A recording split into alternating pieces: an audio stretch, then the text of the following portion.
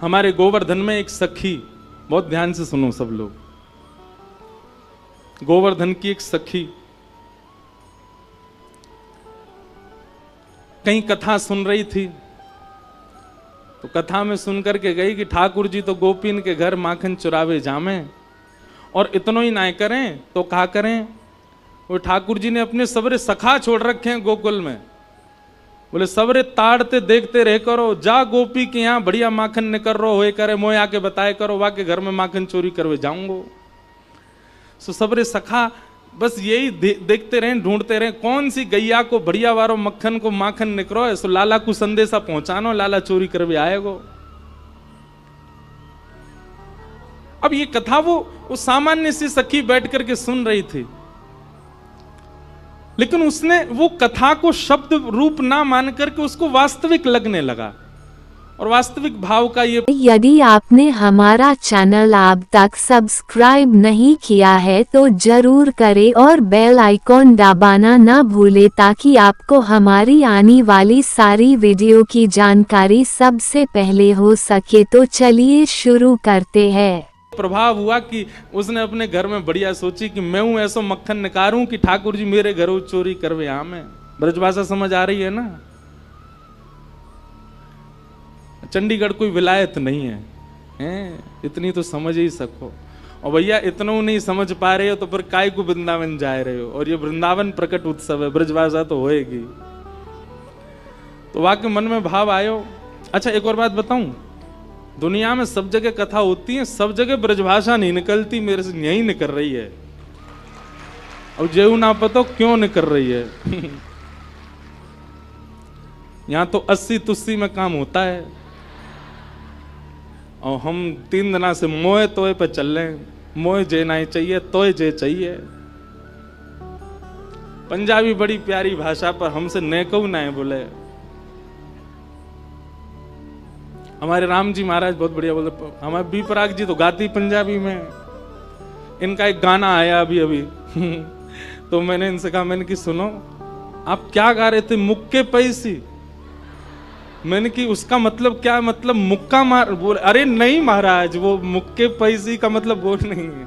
फिर उन्होंने मुझे अर्थ बताया, बोले इसका अर्थ ये है। मैंने ओहो, मैंने कि भाई क्षमा करो, हमको पंजाबी नहीं आती, इसलिए मैं अर्थ का अनर्थ लगा देता हूं। मैं फिर भूल गया मुक्के पैसे का मतलब था क्या है। मुक्के पैसे मतलब खत्म हो गया मैं। वाह, मुक्का से भी वही होता है। तो आनंद की बात। तो ब्रजभाषा सुनो भैया। सखी ने कथा सुनी, कथा सुनकर के वाक्य मन में भाव आई, मैं हूं ऐसो मक्खन निकारूंगी, ठाकुर जी मेरे घर चोरी करवे आमे। अभी की बात है, इसी कलिकाल में।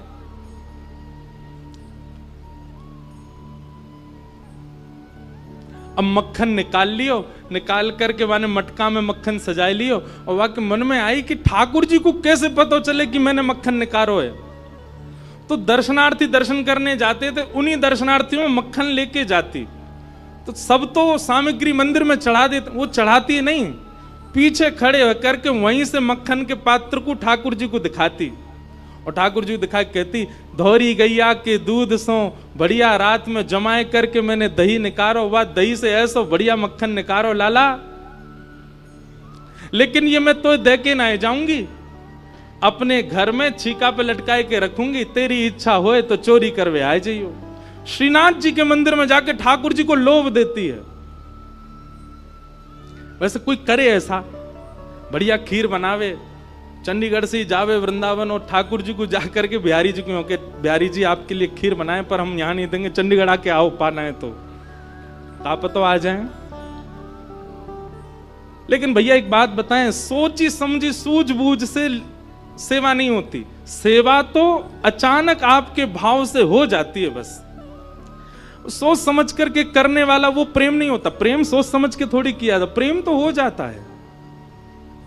जिसमें प्रेमी को सोचना पड़ता है कि अब मैं क्या करूं, वो प्रेम नहीं है। तो समझो प्रेम वहां घटा है।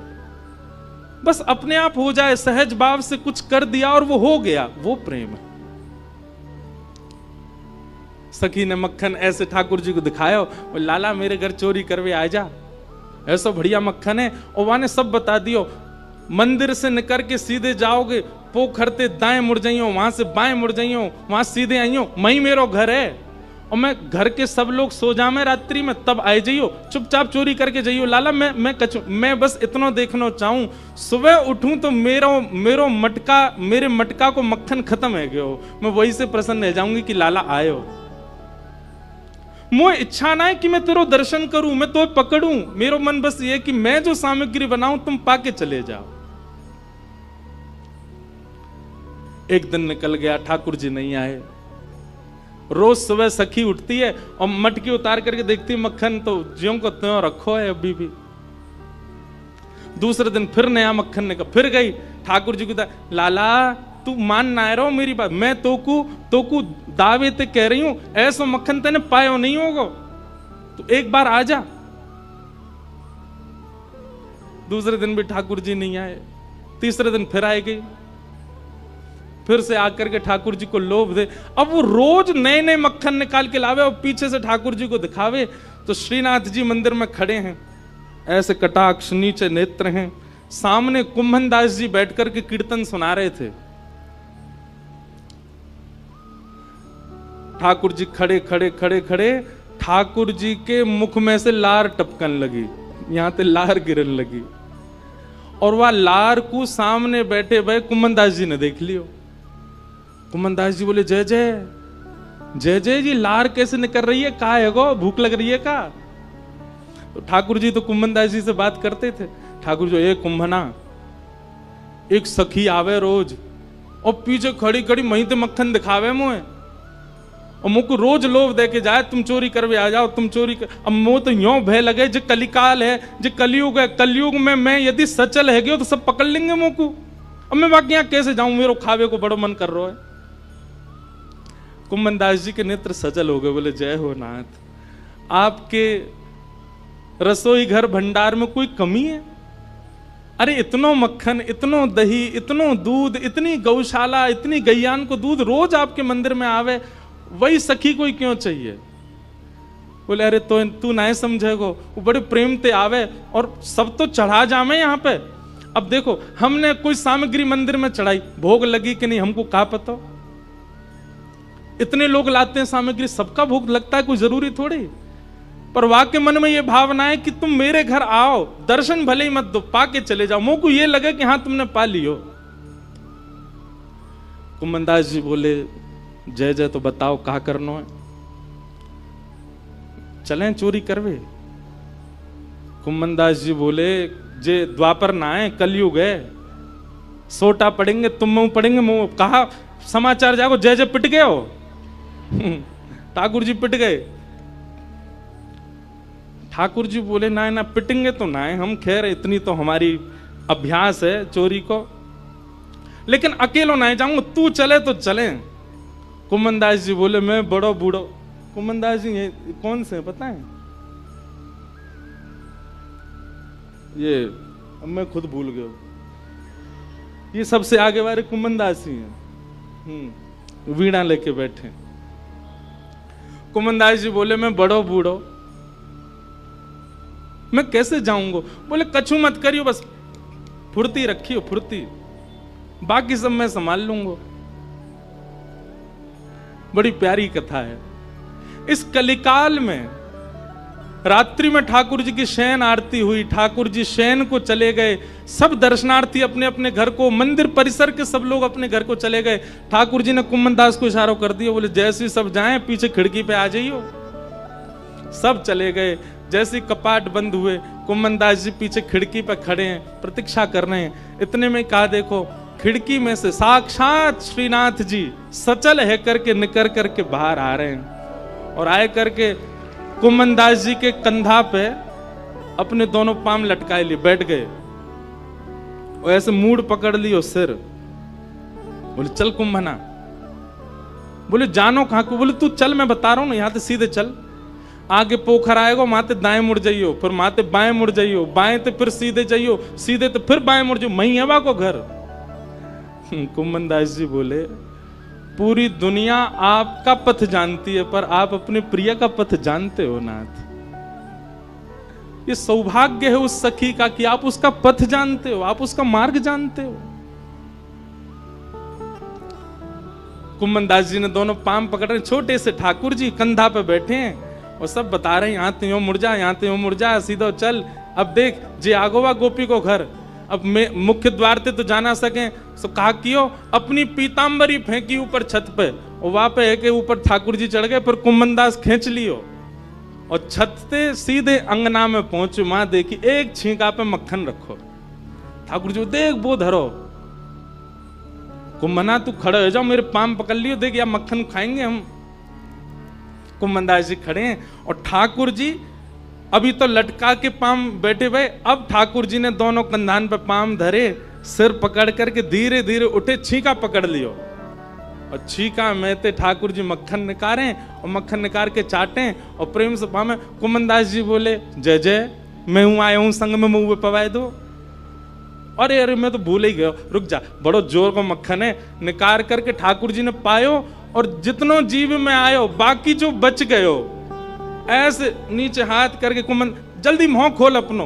अब कुम्मनदास जी मुंह खोले, ठाकुर जी आंख पे लगा में, नाक पे लगा में, और जैसे ही मुख में दियो है, ठाकुर जी के हस्त कमल सो मक्खन मुख में जाते ही कुम्मनदास जी तो मंत्र मुग्ध हो गए। कुम्मनदास जी के हाथ वाथ सब ढीले हो गए। ठाकुर जी बोले कुंभना में गिर जाऊंगा, संभाल के पकड़।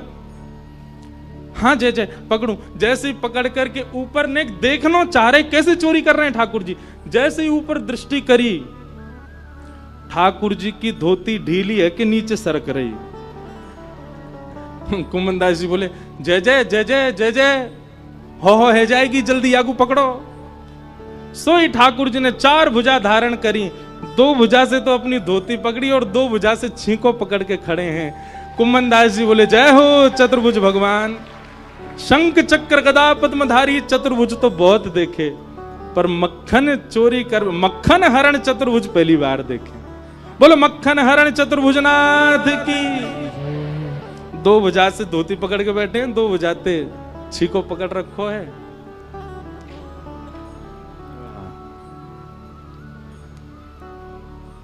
जय राधे राधे राधे गोविंद राधे राधे राधे राधे गोविंद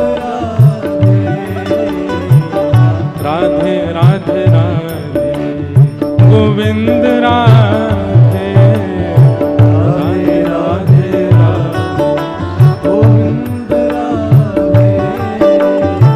गोविंद राधे गोपाल राधे गोविंद राधे गोपाल राधे श्री गोविंद राधे गोपाल राधे गोविंद राधे गोपाल राधे श्री राधे राधे राधे गोविंद राधे राधे राधे राधे गोविंद राधे श्री राधे राधे राधे गोविंद राधे राधे राधे राधे।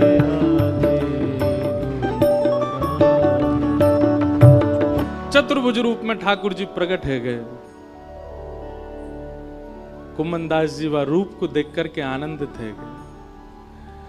पहले तो कुम्मनदास जी ने मक्खन पायो तो मंत्रमुग्ध है गए, लेकिन अब चतुर्भुज रूप में जब ठाकुर जी को देखो, अब भैया कोई ठाकुर जी को देख ले वो होश में रह सके? कुम्मनदास जी के तो हाथ ढीले पड़ गए, नेत्र बंद है गए, भावावेश में चले गए। अब कुम्मनदास जी के तो तन हिलन लगो। अब तो कुम्मनदास जी नीचे को हेलने लगे। ठाकुर जो ए कुंभना कहा कर रहा है, अरे कुंभना ए मैं गिर जाऊंगा, कुंभना ऐसा मत करे। कुम्मनदास जी को कहां सुनाई दे, और इतने में ही कहा कुम्मनदास जी तो बेसुध है कि नीचे भय, और ठाकुर जी वही छीका पे ही लटक गए। और ठाकुर जी जैसे ही लटके सो छीका पे तो मटकी नीचे गिर गई। मटकी नीचे गिरते जोर की आवाज भई, पूरे घर के लोग उठ गए, ओ चोर आ गए, चोर आ गए, चोर आ गए। सखी ने उठाया मोटो वारो बांस और निकर के जैसे ही बाहर आई, कुमनदास जी तो बेसुध पड़े, ठाकुर जी झटपट उछल करके छत पे है करके माथे भाज गए, कुमनदास जी वहीं रह गए। सखी ने आए करके महाराज कुमनदास जी में डंडा दिए 15-20, लेकिन कुमनदास जी तो नेत्रों से नीर बहा रहे हैं, मंत्र मुग्ध है करके पड़े हैं। ने प्रकाश किया और प्रकाश करके देखी है कौन, देखूं तो सही। और जैसे ही देखे श्री कुमनदास, ए बाबा, ए कुम्भना, तुम तो वहां मंदिर में कीर्तन गाओ हैं बाबा, तो शर्म नहीं है? अब घर में चोरी करवे आयो है, मक्खन चुरावे आयो? जो मक्खन ठाकुर जी के काजे निकालती वह तू चुरावे आयो? तब कुम्भनदास जी ने ये बहुत सुंदर पद गाया, तू है सखी बड़ भाग बड़ी, नंदलाल तेरे घर आवत है, तू है सखी। सब लोग गाओ। बड़ भाग बड़े, नंदलाल तेरे घर आवत है, तू अपनो श्रृंगार करत है, तू अपनो श्रृंगार करत है, विदर्पण हाथ दिखावत है, दर्पण हाथ दिखावत है। एक बात हमारी बहुत ध्यान से सुनेंगे, जितने भी वैष्णव तिलकधारी यहां पर बैठे हैं, आप ये बात विश्वास मानिए, आप अपना जो भी श्रृंगार करते हैं ना वो खुद करते हैं, पर जब आप तिलक धारण करते हैं ना तो वो आपका हाथ पकड़ के ठाकुर जी धारण करवा रहे हैं। वो आप स्वयं नहीं कर सकते, वो ठाकुर जी करवा रहे हैं। तू अपनो श्रृंगार करत है, तू अपनो श्रृंगार करत, ये दर्पण हाथ दिखावत है, दर्पण हाथ दिखावत है, तू है सखी बड़ भाग बड़ी, गोपाल तेरे घर आवत है, तू है सखी बड़ भाग। सब लोग गाओ। गोपाल तेरे घर आवत है, सब कोई इनको यश गावत, सब कोई इनको यश गावत, सब कोई इनको यश गावत, सब कोई इनको यश गावत, पर ये तेरो यश गावत है, ये तेरो यश गावत। कुम्भनदास जी चरणों में गिर गए उस सखी के और बोले, मैंने पूरे विश्व को उनका यश गाते हुए सुना। अरे सखी तेरे धन्य भाग, कल रात्रि में ठाकुर जी तेरो यश मुंह को सुना रहे। बोले ऐसे मक्खन निकारे, ऐसे मटकी में धरे, बाको घर यहाँ है, यहाँ कुए, ऐसी है वैसी है, तेरो यश ठाकुर जी गावे। पर ये तेरो यश गावत है, पर ये तेरो यश गावत है। कुम्भनदास जी कह रहे हैं वो तोसो इतनो प्रेम करें, इतनो प्रेम करें, इतनो प्रेम करें। ठाकुर जी बोले, सखी बोली कितनो प्रेम करें? तब कुंभन दास जी कहते हैं, कुंभन दास लाल गिरिधर के, कुंभन दास लाल गिरिधर के, वे तेरे ही हाथ बिकावत हैं, ये तो तेरे ही हाथ बेकार। अरे सखी, तू अगर लाला को कहीं बेकऊ आवेगी ना तो वो बिकऊ जाएंगे तेरे हाथन से, इतना प्रेम करें। तू है सखी बड़ भाग बड़ी, नंदलाल तेरे घर आवत हैं, तू है सखी बड़ भाग बड़ी, नंदलाल तेरे घर आवत हैं। बोल गिरिराज धरण की।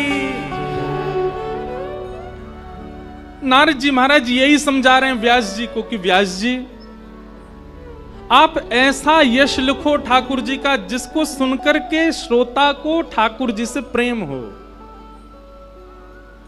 आप उनको भगवत तत्व में मत दिखाओ, उनके प्रति श्रद्धा उठे, विश्वास उठे, समर्पण उठे, ये सामान्य बात है, पर उनके प्रति प्रेम उठे ऐसा यश गाओ।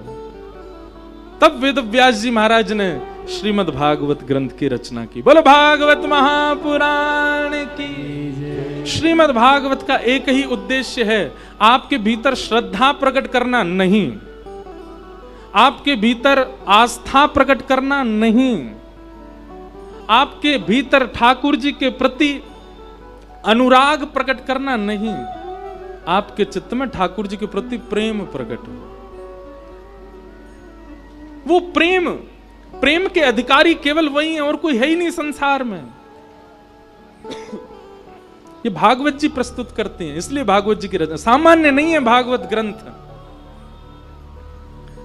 यदि श्रीमद् भागवत हमको वेद व्यास जी ने प्रदान नहीं की होती तो मैं कहता हूं कि हमको सूरदास, मीराबाई, करमेती बाई, कर्मा बाई कोई नहीं मिलता। ठाकुर जी से प्रेम करने वाले भक्त मिले ही भागवत जी के बाद हैं, उनके अलावा प्राप्त नहीं होते। भागवत जी ने ही सबके चित्त में प्रेम को प्रदीप्त किया है, उदित किया है।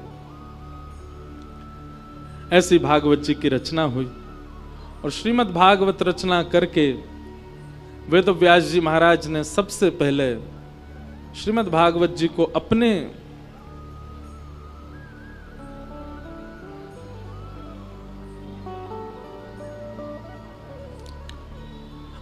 पुत्र श्री सुकाचार्य जी को प्रदान किया, सुखदेव जी को प्रदान किया।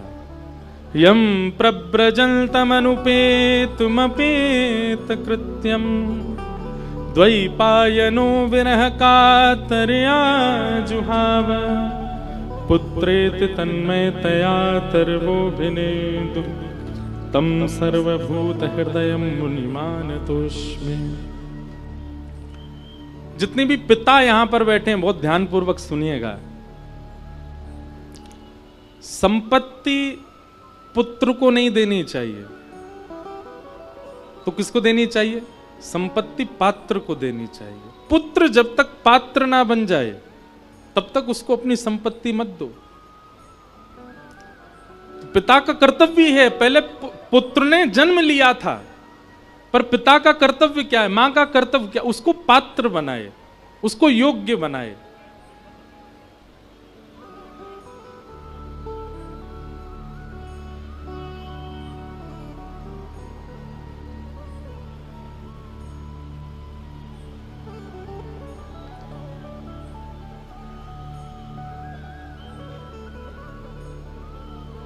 बोलो वृंदावन बिहारी लाल की। क्या बता रहा था मैं? हाँ, पात्र बनाए।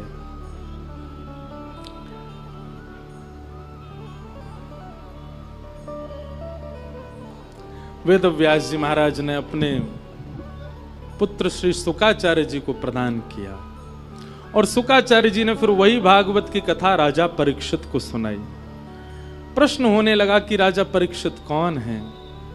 तब यहां से महाभारत का प्रसंग सुनाया गया कि यदा मृधे कौरव संजयाना वीरे स्वथो वीर गतिम गतेषु ब्रकोदरा विद्ध गदा विमर्श भृगनोरुदंडे धृतराष्ट्रपुत्रे। महाभारत का प्रसंग है तो बिल्कुल अंतिम भाग भागवत में वर्णन किया गया है, उसमें हम ज्यादा नहीं जाएंगे, बहुत अलग विषय हो जाता है। पर परीक्षित को 7 दिन में मरने का श्राप कैसे लगा उसके लिए हमको थोड़ा तो सुनना पड़ेगा, इसलिए मैं थोड़ा सूक्ष्म में कह करके और स्तुति प्रकरण की ओर चलूंगा।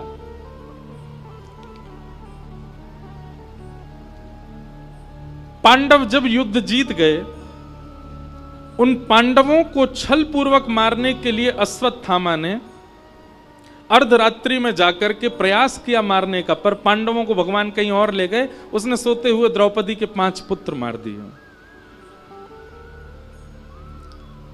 द्रौपदी के पुत्रों की मृत्यु का बदला लेने के लिए अर्जुन ने संकल्प लिया कि मैं उस बाल हत्यारे को छोड़ूंगा नहीं। अश्वत्थामा को पकड़ करके मृत्युदंड देना चाहते थे, पर द्रौपदी ने मना किया और द्रौपदी ने आज्ञा कर दी कि नहीं, मेरे पुत्र मरे हैं, मेरी आज्ञा नहीं है कि आप इसको मत मारो।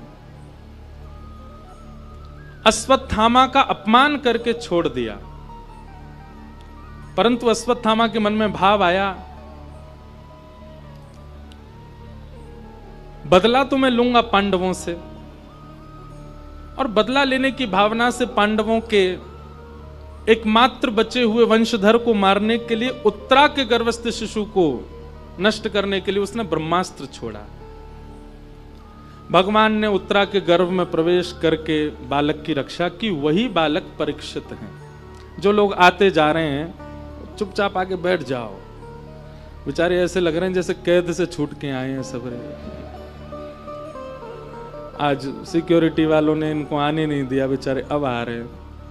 आपकी खुशी बहुत अच्छी लग रही है, पर ऐसी लग रही है जेल से छूट के आए हो। चुपचाप आके शांति से बैठ जाओ।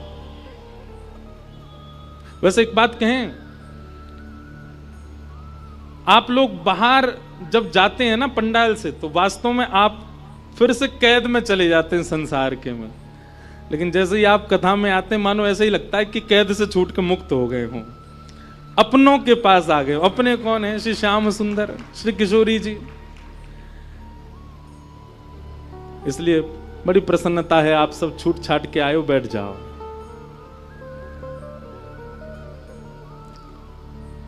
तो उत्तरा के बालक की भगवान ने रक्षा की। वही बालक परीक्षित है।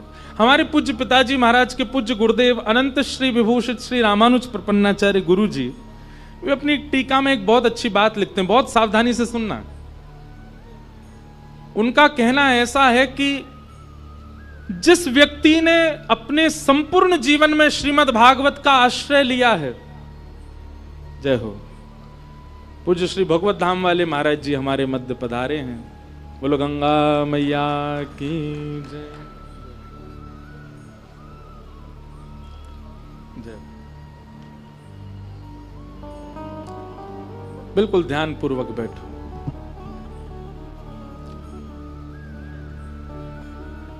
बहुत ध्यान पूर्वक सुनिए। जिस व्यक्ति ने अपने जीवन में श्रीमद् भागवत जी का आश्रय लिया है,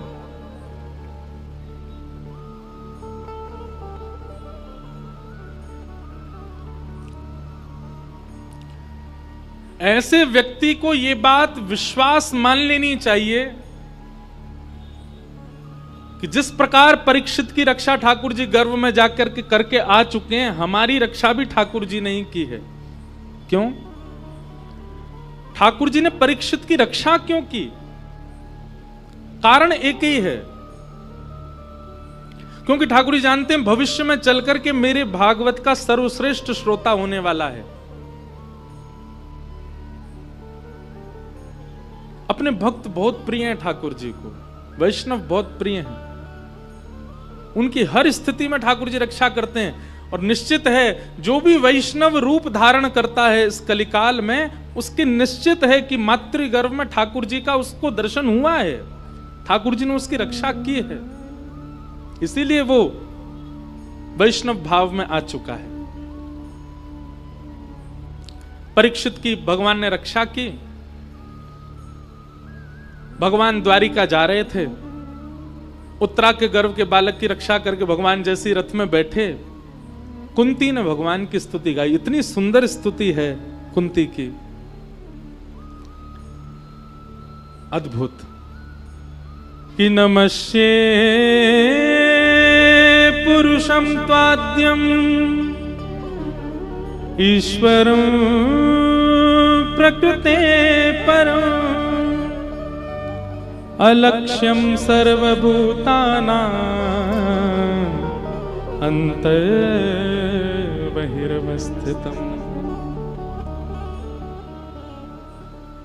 बहुत ध्यानपूर्वक सुनो अब सब लोग। कुंती भगवान से जो कह रही है, श्रीमद् भागवत की सबसे पहली स्तुति है कुंती स्तुति। मैं ऐसा कहता हूं कि भागवत जी की जो नींव है, भैया रहने दो इनको, अभी मत उठाओ, रहने दो। हाँ, कोई आगे बैठ ही जाएगा, ठाकुर जी बैठ जाएंगे। हमको अब थोड़ी देर कथा सुनाने दो भैया। सबसे हमारी प्रार्थना, बिल्कुल शांति पूर्वक बैठो। तो कुंती ने जो भगवान की स्तुति गाई है, मैं कुछ बता रहा था, भूल गया। नमस्ये पुरुषं ताद्वम ईश्वरं प्रकृते परम अलक्ष्यं सर्वभूतानां अंतर्बहिर्वस्थितम्। हाँ, तो भागवत जी में सबसे पहली स्तुति है कुंती की। मैं कहा करता हूं, महाभारत के 3 पात्रों को अपने जीवन में जरूर देखिएगा, जरूर सुनिएगा, और तीनों के नाम क से ही प्रारंभ हैं, कुंती, कर्ण और कृष्ण। एक बार अपने जीवन में इन तीनों के चरित्र को जरूर देखिएगा, तो आपको अपनी लाइफ में आने वाली सिचुएशंस बहुत छोटी लगेंगी। भगवान की बुआ है कुंती, लेकिन आज जब रथ में बैठकर के ठाकुर जी द्वारिका को प्रस्थान कर रहे हैं, तो कुंती आकर के रथ के उन घोड़ों के चाबुक को रोकती है और ठाकुर जी से कहती है, लाला नीचे आओ, मुझे तुमसे बात करनी है। ठाकुर जी नीचे उतर गया, बुआ कहो क्या बात है। कुंती तुरंत भगवान के चरण में प्रणाम करती है। भगवान बिल्कुल विचलित हो गए, बोले बुआ चरणों में प्रणाम कर रही है। ठाकुर जी ने बुआ को उठाया, हृदय से लगाया। बुआ आप मुझे प्रणाम क्यों कर रही हो? मेरा अधिकार है मैं आपको प्रणाम करूं, आप क्यों करती हो? कुंती कहती है कि मैं जानती हूं कि आप ईश्वर हो, मैं जानती हूं कि आप भगवान हो, इसलिए आपको प्रणाम कर रही हूं। और भगवान को तो प्रणाम ही करना चाहिए। आप ठाकुर जी को कुछ नहीं दे सकते, केवल एक वस्तु के अलावा। क्या? दोनों हाथ जोड़ो और सर झुका के नमन, बस ये आप देते हो। इसके अलावा जो भी आप देते हैं ठाकुर जी को, तो सब ठाकुर जी का, ये आप कुछ नया नहीं देते। इसलिए कुंती ने अपनी स्तुति का प्रारंभ नमः शब्द से किया, अपनी स्तुति का विश्राम भी नमः शब्द पे ही किया। आप केवल प्रणाम कर सकते हो ठाकुर जी को, और कुछ नहीं।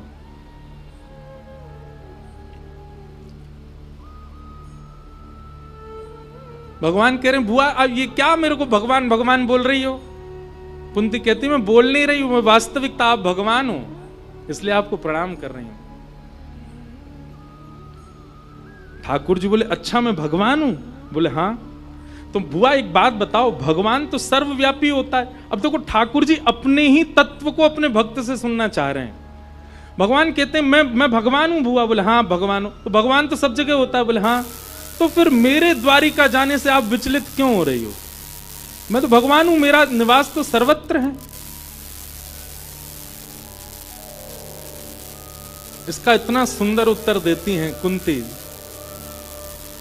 कि माया जवनिका छन्न आज्ञा दोक्षजमव्ययम् न लक्ष्य से मूढ़ दृशा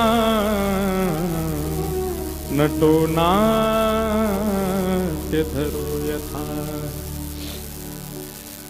नाथ, आप सब जगह विद्यमान हो, पर हमारी दृष्टि का दोष आपको देखने नहीं देता। कौन सा दोष? माया। सबरे काम आज ही होंगे कथा में, बोलेंगे भी आज ही, माइक ही आज ही खराब होएगा।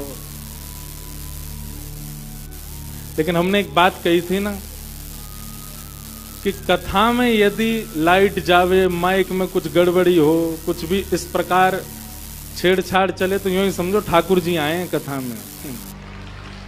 लो,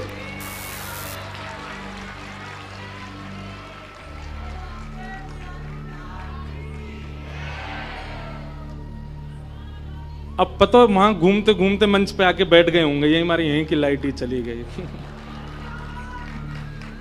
जय हो।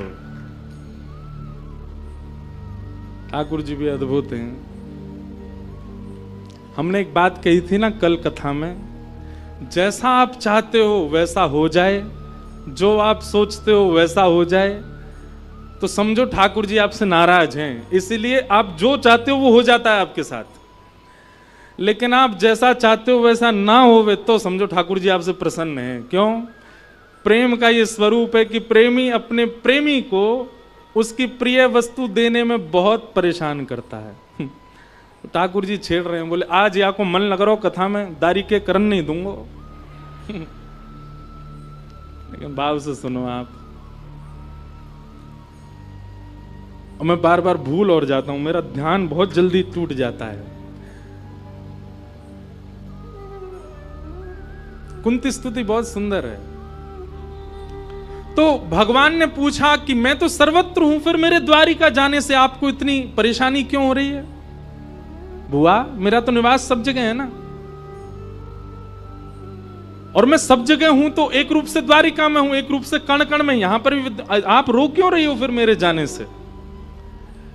कुंती ने उत्तर दिया, माया जवनिका छन्न आज्ञा दोक्षजमव्ययम् न लक्ष्य से मूढ़ दृशाम नटो नाट्य धरो यथा। नाथ, आप सब जगह हो, पर दोष हमारी दृष्टि में है। कैसे? जिस प्रकार कठपुतली को नचाने वाला कठपुतली को नचाता है, रुलाता है, सुलाता है, कठपुतली का ब्याह भी करा देता है, कठपुतली के बालक भी हो जाते हैं, कठपुतली कोई मर भी कठपुतली सारा एक स्वरूप, एक जीवन दिखा देती है। देखने वाले को थोड़ी देर में लगने लगता है कि ये कठपुतली रो रही है, कठपुतली सो रही है, कठपुतली जाग रही है, कठपुतली हंस रही है। पर वास्तविकता क्या है? कठपुतली के पीछे एक पर्दा है, और उस पर्दा के पीछे अपने हाथों में डोर बांध करके कोई व्यक्ति चला रहा है। नाथ, यदि वो बीच में जो पर्दा पड़ा है उसको यदि हटा दिया जाए तो सारा भेद क्लियर हो जाएगा कि ये कठपुतली है और उसको नचाने वाला पीछे खड़ा है। ठीक वैसे ही नाथ, आप सब जगह विद्यमान हो। हमको लगता है सामने वाला हंस रहा है, सामने वाला रो रहा है, ये कितना धनवान हो गया, ये कितना निर्धन हो गया, ये कितना सुंदर है, ये कितना कुरूप है। लेकिन वास्तविक में इन सब के पीछे माया का पर्दा, और माया के पीछे आप बैठे हो, आप ही सब करवा रहे हो।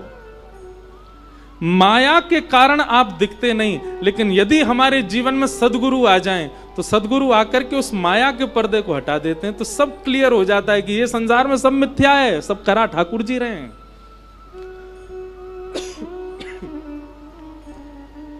आप सब जगह हो, पर माया के कारण नहीं दिखते। जैसा चश्मा वैसी दुनिया। हमने माया को इतना ज्यादा देख लिया। माया का मतलब क्या होता है? माया की डेफिनेशन क्या है? ऐसी वस्तु, ऐसा व्यंजन, ऐसा व्यक्ति, ऐसा स्थान जो आपको ठाकुर जी से दूर खींचता है, जो आपको सद्भावना से दूर खींचता है, जो आपको सुंदर व्यवहार से दूर करता है, सब माया है।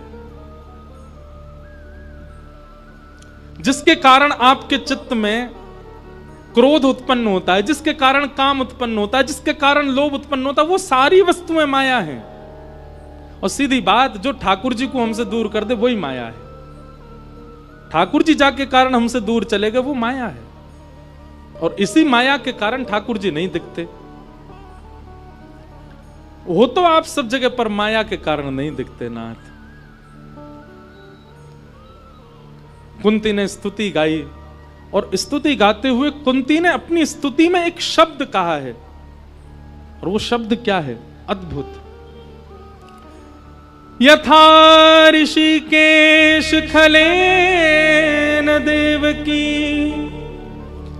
कंसेन रुद्धार्त चिरं सुचार्पितम् विमोचिताहं च सहात्मजा विभो त्वयैव नाथेन मुहुः विपद्गणात्। बहुत ध्यानपूर्वक सुनिएगा। कुंती ने यहां पर एक शब्द का प्रयोग किया है, जिस शब्द से कुंती की स्तुति बाकी सबकी स्तुतियों से ऊपर हो जाती है। केवल एक शब्द से कुंती भगवान से कहती है, मैं दावा करके कहती हूं कि आप पूरे विश्व में सबसे ज्यादा प्रेम मुझसे करते हो।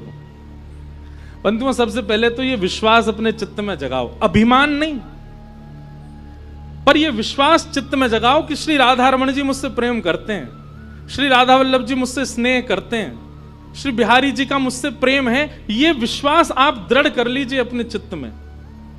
इसका अभिमान नहीं करना है, पर यह विश्वास रखो, जैसे कुंती ने किया। कुंती भगवान के सामने कह रही है कि मुझे पूर्ण विश्वास है कि आप मुझसे सबसे ज्यादा प्रेम करते हो। भगवान सामने खड़े खड़े मंद मुस्कान, अच्छा हुआ, आप कैसे कह सकती हो कि मैं आपसे सबसे ज्यादा प्रेम करता हूं? तब कुंती कहती है, कंस ने आपसे पूर्व जन्म लेने वाले 6 बालकों को मार दिया था, देवकी मैया के। यथा ऋषिकेश खलेन देवकी कंसेन रुद्धार्त चिरम सुचार्पितम।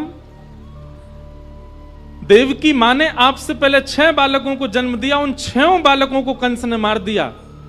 आपने अपने सगे बड़े 6 भाइयों की रक्षा नहीं की, पर मेरे 5 पुत्र पांडवों की आप ऐसे रक्षा कर रहे हो पूरे महाभारत युद्ध में, जैसे कोई छाया किसी के साथ में रहती, ऐसे आप पग से पग मिला करके घूम रहे हो। क्यों? क्योंकि वो मेरे बालक हैं, क्योंकि वो मेरे पुत्र हैं। इससे ये बात प्रमाणित होती है कि आप मुझसे बहुत प्रेम करते हो, देवकी से भी ज्यादा प्रेम करते हो। लेकिन नाथ, मैं भी आपसे एक बात कहना चाहती हूं। क्या? अब यहां पर वो शब्द प्रयोग किया, शब्द बहुत छोटा सा है, लेकिन उसकी महिमा बहुत बड़ी है। क्या? त्वयैव नाथेन मुहुर विपद्गणात्। कुंती कहती है, बोले नाथ, इस संसार में अपना कहने योग्य केवल आप हो, केवल आप मेरे हो, और दुनिया में कोई मेरा नहीं है। आप कहोगे महाराज जी इसमें कौन सी बड़ी बात थी? हम सबको अपना मानते हैं, ये भी मेरा है, ये भी मेरी है, वो भी मेरा है, वो भी मेरा है, और सब मेरों के साथ साथ ठाकुर जी भी मेरे हैं। लेकिन कुंती अपने बच्चों के सामने, अपने परिवार के सामने, 5 पांडवों के सामने कहती है, त्वयैव नाथेन, केवल आप मेरे हो और कोई मेरा नहीं है, केवल आप मेरे हो। सूरदास जी महाराज अपनी एक पद में एक पंक्ति गाते हैं, बिन गोपाल को नहीं अपनो, जासों की रति रही है, जा दिन मन पंछी उड़ जाए। ये शब्द और किसी ने प्रयोग नहीं किया अपनी स्तुति में, सबने सबको अपना बता करके फिर ठाकुर जी को अपना बताया। पर कुंती कहती है कि मेरा कोई भी नहीं है नाथ, केवल आप हो, केवल आप ही मेरे हो और कोई मेरा नहीं है। त्वयैव नाथेन मुहुर्विपत्कणात्। और पूरी स्तुति गाते हुए कुंती अंत में भगवान से कहती है कि नाथ, स्तुति तो बहुत बड़ी है कुंती की, पर मध्य में कुंती कहती है कि मैं आपसे कुछ मांगना चाहती हूं, आप परमात्मा है ना, मुझे एक वस्तु दे दीजिए। भगवान कहते हैं क्या चाहिए, मांगो। तब कुंती कहती है विपदः सन्तु न सस्वत् तत्र तत्र जगद्गुरो भवतो दर्शनम यत् स्यात् पुनर्भव दर्शनम। नाथ, इस संसार में जितनी भी पीड़ाएं हैं, जितनी भी कष्ट हैं, जितने भी दुख हैं, जितने भी दारिद्र हैं, वो सब मेरे जीवन में आ जाएं, ऐसी कृपा कर दो। मुझे इतना कष्ट दे दीजिए, इतनी पीड़ा दे दीजिए कि मैं उस पीड़ा में ही रहूं नाथ, बस ऐसी कृपा कर दीजिए। भगवान कृष्ण कहने लगे बुआ, तेने अपना पूरा जीवन कष्ट पीड़ा में निकाल दिया और आज तू फिर से पीड़ा मांग रही, क्यों? अरे देख, युधिष्ठिर के सिर पर हस्तिनापुर का राज्य मुकुट रखा है, महाभारत का युद्ध तेरे बालक जीत गए हैं, अब तो खुशी के दिन आए हैं, अब तो आनंद के दिन आए हैं, तो फिर से पीड़ा मांग रही है।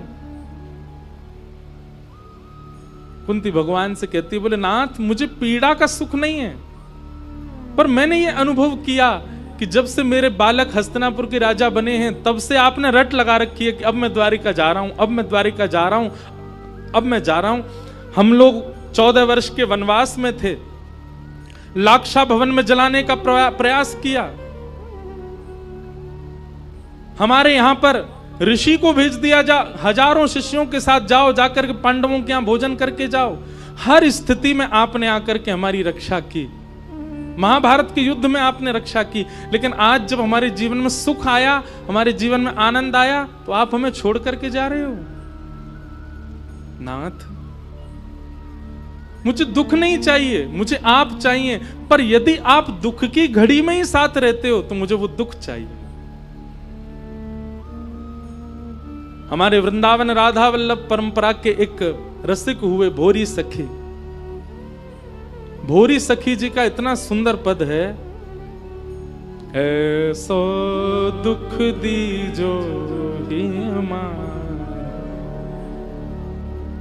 बिनु पद कंज छटा दृग देखे, को सुहावे नाही, ऐसो दुख दीजो ही हमार।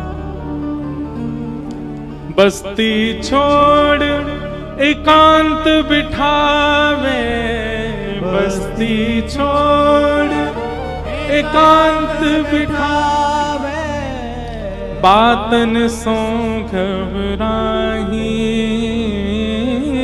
बातन सो घबराही, ऐसो दुख दीजो ही मान, ऐसो दुख दीजो ही मान। भोरिए से दुख बिन प्यारी, भोरिए से दुख बिन प्यारी, जीवन व्यर्थ गवाही, जीवन व्यर्थ गवाही, ऐसो दुख दीजो ही मान, ऐसो दुख दीजो। भोरी सखी कह रही हैं कि नाथ, मुझे ऐसा दुख दो। बोले कैसा दुख? आपको जब तक ना निहार लूं मुझे कोई ना सुहावे, चाहे कितना सुंदर व्यक्ति मेरे सन्मुख ना आ जाए, मुझे वो भाए ना जब तक मैं आपको ना देख लूं। और बस्ती छोड़ एकांत बिठावे, बातन सो घबराही, संसार की चर्चाओं में मेरा कभी मन ना लगे, पर जब कोई कहे राधा वल्लभ श्री हरिवंश, वहीं जाने का मन करे, मन हो कि बस वहीं बैठ कर के मैं सुनता रहूं, संसारी चर्चाओं में मेरा मन ना लगे, संसार की कितनी भी सुंदर बातें हो उनमें मुझको पीड़ा हो, ऐसी कृपा करो नाथ। ऐसो दुख दीजो। वही बात यहां पर कुंती कह रही है, नाथ मुझे आप चाहिए, और आप यदि दुख की घड़ी में रहते हैं साथ, तो मुझे वो दुख ही चाहिए। आप हर समय हमारे साथ रहे, पर जब से हम महाभारत का युद्ध जीते हैं तब से आपने रट लगा रखी है मुझे द्वारिका जाना है, इसलिए मुझे ये सुख अच्छा नहीं लग रहा है, मुझे ये संपत्ति अच्छी नहीं लग रही है, मुझे हस्तिनापुर का राज्य अच्छा नहीं लग रहा है, क्यों आप छोड़ करके जा रहे हैं हमें। और एक बात याद रखिएगा बंधुओं, संपत्ति आने पर, सुख समृद्धि आने पर ठाकुर जी की विस्मृति होती है। तो आप स्वार्थी थे और आप स्वार्थ से ही भज रहे थे ठाकुर जी को, पर सब कुछ आने के बाद भी भगवत भाव नष्ट ना हो, वही भाव प्रधान है, वही भक्ति प्रधान है। कुंती को नहीं भा रहा है सब कुछ, उसको तो केवल यही है कि आप हमारे साथ रहो। मीराबाई के पास में कोई कमी नहीं है, सब कुछ है मीराबाई के पास, लेकिन हर स्थिति को प्राप्त करने के बाद भी मीराबाई सबका त्याग क्यों कर रही हैं? क्यों इन सब के बीच रह के कृष्ण प्रिय नहीं लग रहे हैं, तो सबका त्याग कर रही हैं। भैया वैष्णव भक्त प्रेम का उपासक वो थोड़ा विचित्र होता है, उसकी स्थिति थोड़ी अलग होती है। संसार के लोग कई बार उसको पागल संबोधित कर देते हैं, पर हां वास्तविक में वो ऐसा ही होता है।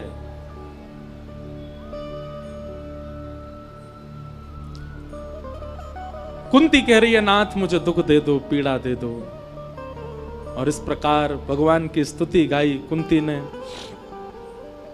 भगवान ने कुंती को हृदय से लगाया और वचन दिया कि बुआ मैं जिस दिन अपनी लीला पूरी करके जाऊंगा तो अपने संग लेके जाऊंगा। और वही हुआ, जिस दिन ठाकुर जी अंतर ध्यान हुए और यह समाचार कुंती को पता चला, कुंती ने अगले क्षण श्वास नहीं ली है, उसी क्षण प्राण त्याग दिए जिस दिन ठाकुर जी ने अपनी लीला पूरी की। ऐसा भाव कुंती का। कुंती ने भगवान की स्तुति गाई, भगवान कुंती को आश्वासित करके अब रथ में आरूढ़ हुए, बोले अब हम चलें द्वारिका। आपको हमारी वीडियो पसंद आती है तो वीडियो को लाइक और शेयर जरूर करें और कमेंट में राधे राधे लिखना ना भूलें।